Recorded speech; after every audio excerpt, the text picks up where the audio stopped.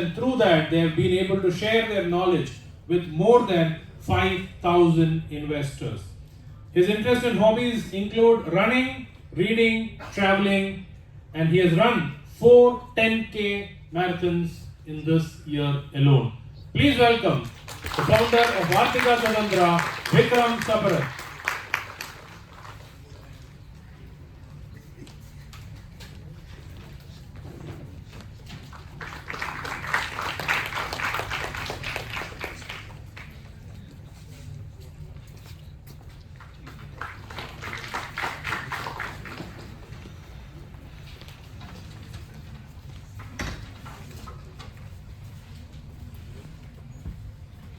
ಎಲ್ರಿಗೂ ನಮಸ್ಕಾರ. ನಮಸ್ಕಾರ. ಎಲ್ರು ಹೇಳ್ಬೋದು ಒಟ್ಟಿಗೆ ನಮಸ್ಕಾರ. ಯಾಕಂದ್ರೆ I am going to talk about money, so will start with ನಮಸ್ಕಾರ. So Sanju has spoken about raising of funds from bank. 17 banks got applications got rejected, and finally he got approval from banking and he raised the funds. And Ankit spoke about getting a investment from FDIs, DIIs, correct? You will get a funding for running a business or starting a business, correct? There are some obligations which we have to take care. That is our own self expenses. We have to run a family. We have to take care of parents. We have to take care of our family. Everything, all expenses. Who will provide the loan for that? Can you get a loan for that? You don't get, right? So how do you manage that show in spite of not getting a funding? How many of you want to start a business over the period of time? You're all MBA students, right? We're all learning business administration. How many of you want to start a business? Bank benchers are raising their hands. Thanks for that. So over the period of time, if you want to start a business, you need to manage your expenses. How do you plan for that 3 years or 4 years of expenses when you're running a business? Because when you're running a business, initial years you don't get income, right? It takes some time for your business to generate cashes, correct? Till that time, we have to create some corpus and manage that corpus very well so that we don't run out of money when we are running the show.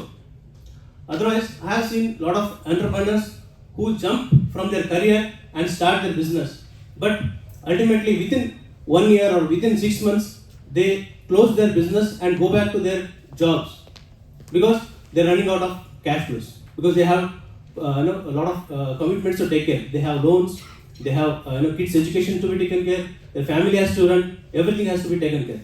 So here I'm going to talk about the important 4 R's of investing. How many of you seen the movie Triple R? RRR. Everybody's raising hand. Thanks. So I'm going to add one more R, that is 4R, like RRR. Can we discuss about that? Yes. Okay. So first R stands for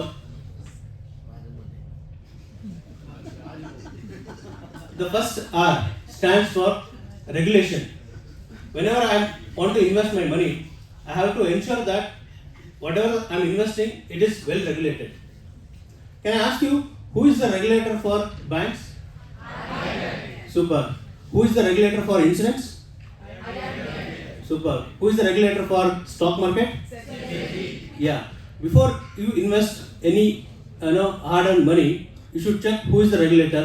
I have seen a lot of people losing money because they invest into some Ponzi schemes, some recommended schemes, which they don't have a regulator, proper regulator, and ultimately they will not be able to claim their money when it goes to loss. Correct? This has happened to many people, and you might see, on a day-to-day basis on a newspaper, this company has done so much of fraud, this scam has happened. Who is the responsible? We are responsible. We should check whether there is a regulator body for my investment. With this, we'll move on to the second R. The second R is risk factors. What are the risk factors I should look before I invest my money? It can be a market risk, it can be a geopolitical risk, it can be a competition risk, or even what is my risk profile? How much risk I can take? What is the risk of losing my principal? What is the risk of not getting a proper interest. Everything we have to check before I invest my money. So the second one is risk factors. Okay. Third one is reasonable returns. What is the reasonable return I can get from this scheme or from this investment? What I am going to get? How much I am going to get? If I am investing into some bank FDs or RDs, I can expect around 6 to 7%.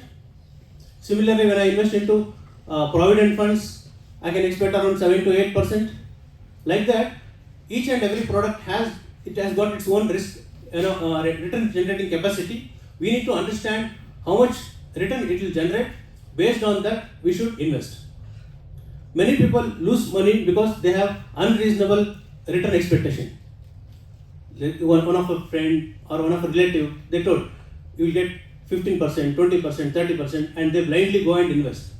They don't see how the return is generated from that product. Correct? We need to understand how return is generated from that product so that we are able to cash out of that. And with this final one, the last R is realized returns. What do you mean by realistic or real returns is we have to consider both inflation and taxes into investments. For example, if I am getting a 10% interest for a particular investment, and let's say I have to pay 10% tax, what will be my net returns? You're all MBA students, right? If I get a 10% and if I deduct a 10% in that, what will be my return? 9%. And let's say inflation is around 6%. What will be the actual return? 3%. So this is the real rate of return. So these are the 4 R's which we have to consider before we invest in our money. Quickly summarize, we'll see what are the 4 R's. What is the first R? So the second R? The third R? And the fourth R is? Realistic. Thank you so much. Thank you so much for this opportunity. Thank you.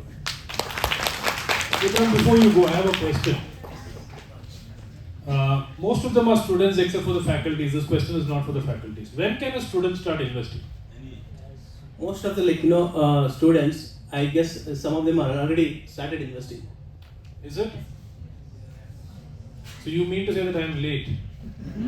Actually, I have seen some of the students in their 18s and 20s. They start investing from their pocket money. So how many of you are doing that?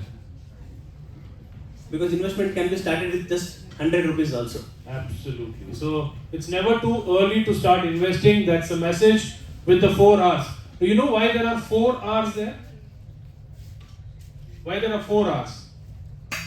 He ran 4 10Ks this year. So there are 4 R's. Next year he is going to run 10. There are going to be 10 R's there. So all the best for the 10Ks next year. Thank you.